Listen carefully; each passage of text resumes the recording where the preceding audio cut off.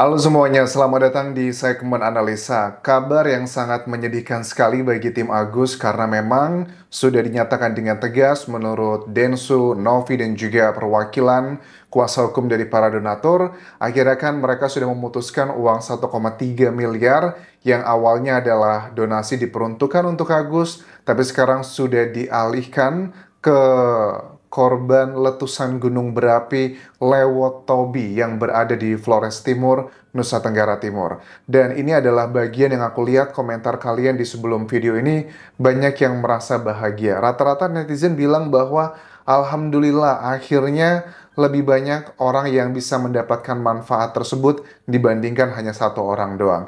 Tetapi seperti kalian tahu bahwa Agus dengan kuasa hukumnya sepertinya sedang menyiapkan langkah apa yang harus dilakukan. Karena apa? Agus dan tim kuasa hukumnya mengatakan dengan tegas bahwa kami tidak akan tinggal diam.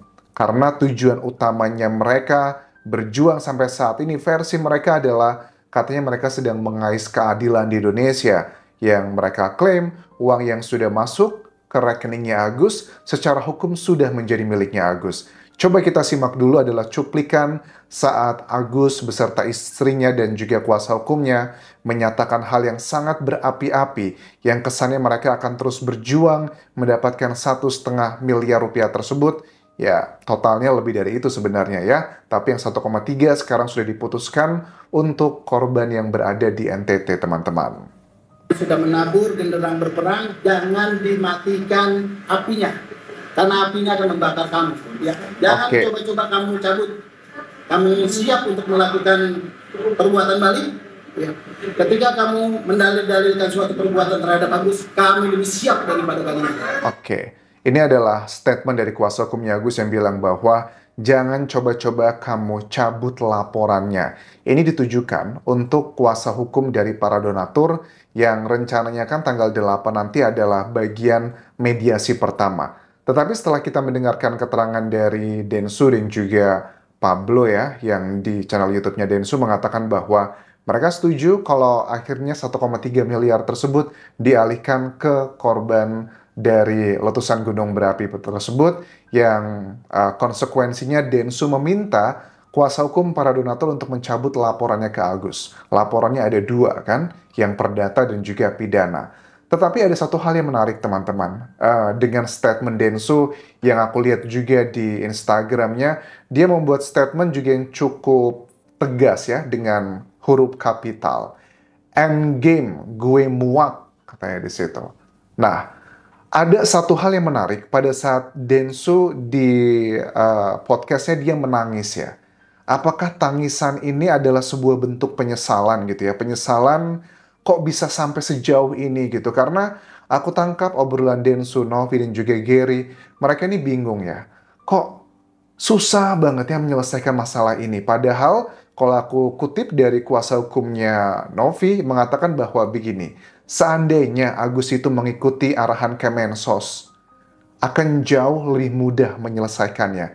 Karena uang ini adalah uang sengketa dan kalau sesuai dengan aturan dari Kemensos, karena memang diakui adanya ketidakbenaran lah secara formalitas ya untuk melakukan open donasi tersebut, ya artinya uang tersebut tidak bisa dimiliki oleh Agus dan biasanya harus dialihkan ke yang lain.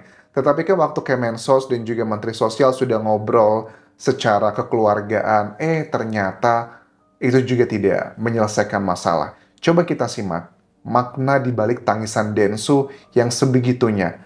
Dia ini orang yang levelnya jauh banget secara sosial dan juga ekonomi di atas Agus sebagainya gitu kan ya, tanpa bermaksud merendahkan, tetapi kok dia mau yang ngurusinnya sampai sebegininya. Apakah ini sebuah bentuk tanggung jawab ataukah ini adalah bentuk rasa kekecewaan dia yang begitu mendalam, teman-teman? Saya bikin podcast ini untuk bantu orang.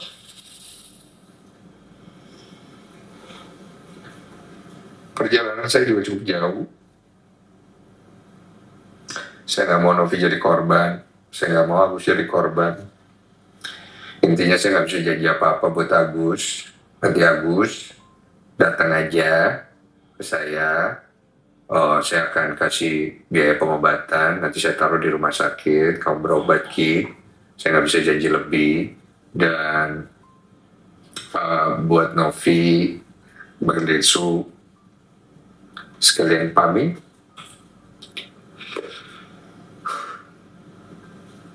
Saya bikin podcast ini buat bantu orang, dan Novi adalah salah satu orang yang saya ingin bantu. Cuma sayangnya saya nggak bisa bantu lebih banyak. Gary, maaf ya, Bang Desu nggak bisa bantu lebih banyak. Banyak orang yang mempertanyakan, bro. Ini adalah bagian yang Densu meneteskan air mata ya.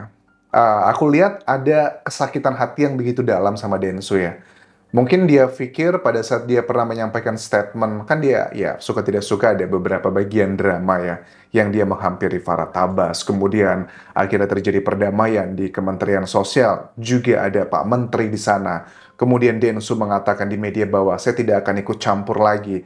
Yang menjadi pemicu menurut aku kenapa Densu sampai sebegini dalamnya, dugaanku adalah terkait dengan rekaman suara teleponan antara Densu dan juga Farah Tabas yang kemudian ada oknum yang sengaja menyebarkannya. Walaupun Novi mengatakan tidak ada masalah karena Densu sudah mengatakan jauh hari sebelum rekaman itu tersebar, dan aku lihat karena dia mendapatkan hujatan dari sebagian netizen, bahkan keluarganya pun juga kena, dan efeknya juga banyak lah secara ekonomi, karena dia seorang public figure ya, berhubungan dengan brand, kerjasama, dan sebagainya. Itu adalah salah satu efek buruknya.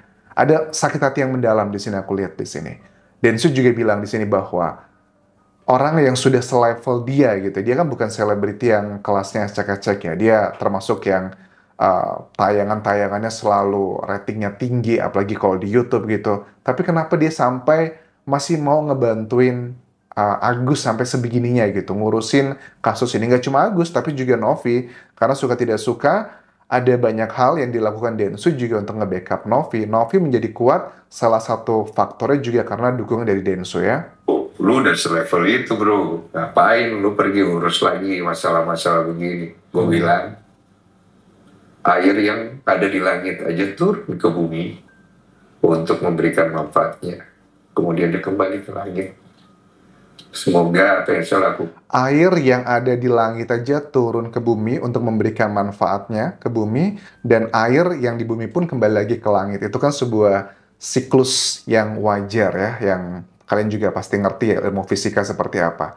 Tetapi poin di sini adalah ada kerendahan hati banget ya. Memang karakter Densu kalau aku lihat dia termasuk orang yang tidak sulit untuk meminta maaf. Dia termasuk yang tidak mau mencari masalah. Bahkan pada saat ada statement dengan Pablo ya yang ditelepon di podcastnya dia, nanti yang tanggung jawab siapa nih gitu kan ya. Terus kayaknya Pablo agak sedikit muter-muter.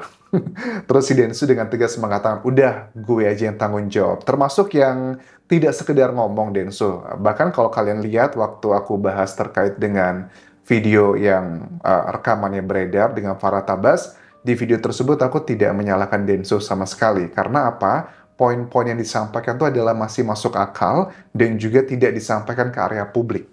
Jadi ya memang kita nggak bisa mengontrol ya, netizen akan semuanya sama pola pikirnya sama kita, yaitu juga bagian yang tidak bisa kita kontrol.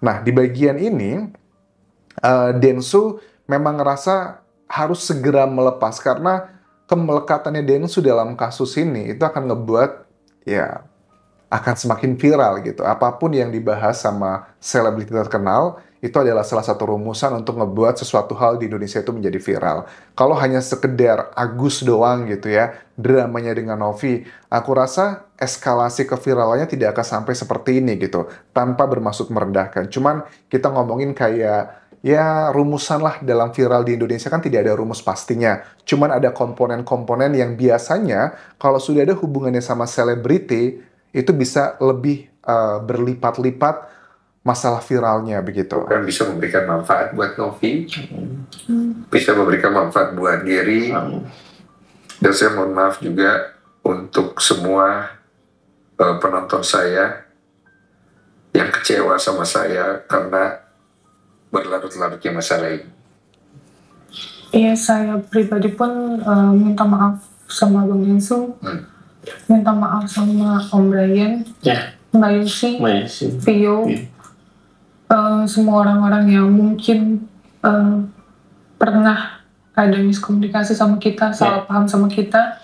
Oke, Novi pun juga sama, dia termasuk yang gampang untuk meminta maaf, tetapi ini kan dari satu pihak ya teman-teman, tim yang beropini sama, punya perspektif sama, tetapi kita masih belum mendengar perspektif dari timnya Agus. Apakah dia legowo gitu, tapi juga kan Densu mengatakan, bukan berarti uangnya Agus yang 1,3 miliar, mungkin terminologinya harus diganti ya, open donasi buat Agus yang 1,3 miliar, itu dia nggak mendapatkan lagi, tapi Densu juga tanggung jawab. Kalau untuk biaya berobat kamu, itu akan ditanggung sama Densu. Dan aku yakin pasti masih ada perintilan-perintilan kecil lainnya, tetapi kalau untuk beli rumah atau bahkan punya usaha, sepertinya Densu tidak mau mengcover hal tersebut.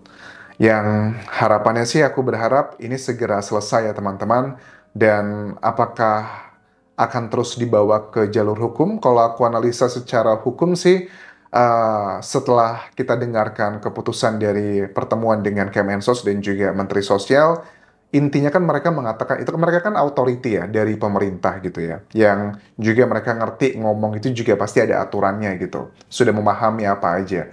Aturan yang sangat jelas dikatakan bahwa dari Menteri Sosial, sekali lagi aku ulang, bahwa kalau open donasi seharusnya memang ada izin terlebih dulu. Itu yang suka tidak suka mereka mengakui telah melanggar. Dan itu bukan hal yang terlalu fatal sebenarnya, sudah berusaha diselesaikan, tidak terlalu dibawa-bawa masalah hukum gitu. Cuman ternyata kan tidak didengarkan ya pertemuan mereka kemarin gitu dengan Kemensos. Akhirnya sudah, kalau memang akhirnya sampai seperti itu ya udah, berarti uangnya itu akan diamankan oleh negara dan akan dialihkan ke yang lainnya.